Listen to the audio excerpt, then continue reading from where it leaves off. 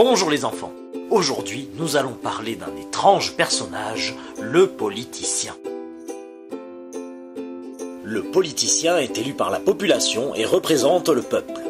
Donc il doit avoir l'air un peu sérieux, et pour cela, il a un costume bien taillé et se tient droit. Parce que bon, on imagine mal un politique mal habillé ou se promenant tout nu sur son balcon, par exemple. Le politicien, s'il est élu maire d'une commune, porte aux cérémonies une écharpe tricolore aux couleurs de la France avec des glands à franges d'or. Parfois, c'est un adjoint du maire qui le représente en cas d'absence de ce dernier ou voyage en Suisse de dernière minute. L'écharpe tricolore arbore alors des glands à franges d'argent. Notons toutefois que si le politicien est lui-même un gland, la règle pour l'écharpe reste la même. Au niveau morphologique, le politicien évolue avec son temps. On trouve encore aujourd'hui des spécimens très primaires, restés à l'état sauvage et s'exprimant principalement par des râles bien reconnaissables. D'autres spécimens plus classiques sont marqués notamment par une capillarité décroissante, proportionnelle au nombre de promesses non tenues et au taux de satisfaction de la population. Depuis quelques années toutefois, un nouveau spécimen étrange a fait son apparition, présentant une capillarité plus développée et une voix moins rauque. Personne dans le monde politique n'a encore réussi à définir la nature de cette nouvelle espèce qui suscite toutes les curiosités.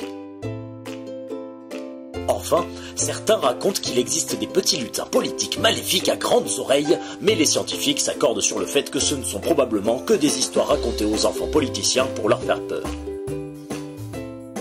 Le politicien peut être dessiné dans plusieurs contextes pour rendre la situation crédible. Par exemple, dans son milieu naturel, c'est-à-dire une grande estrade ou une scène derrière un micro, pour que tout le monde puisse entendre et que personne ne lui coupe la parole, surtout en pleine campagne. Enfin, électoral la campagne, parce qu'un politicien en pleine campagne tout court, ça ne sert strictement à rien. Oui, parce que quand il va à la campagne, on le retrouve dans des visites de fêtes municipales et communales comme la foire à la saucisse. Il en profite pour serrer la main des artisans, ouvriers et autres gens du bas peuple.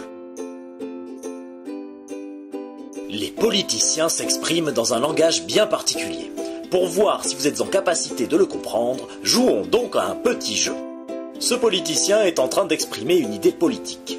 Essayez donc de la déchiffrer en entier.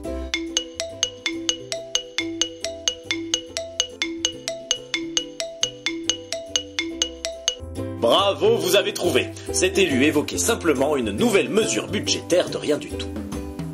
Passons au second tour. Allez-vous réussir à traduire les intentions de cet homme politique sérieux et investi dans sa tâche ?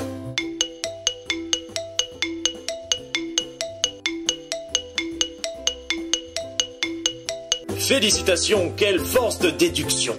C'est ici bel et bien un simple moment de la vie quotidienne du politicien. Troisième et dernier essai.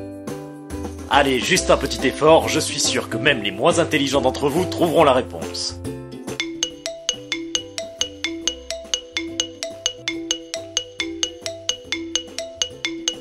La réponse contenait un piège. En fait, ici, les deux phrases sont parfaitement explicites, pas besoin de traduction. Le politicien a juste changé d'avis entre-temps. Vous l'avez sans doute compris, le politicien doit être dessiné sérieusement et avec application dans l'attitude.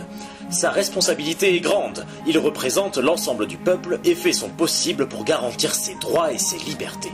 Enfin, en théorie.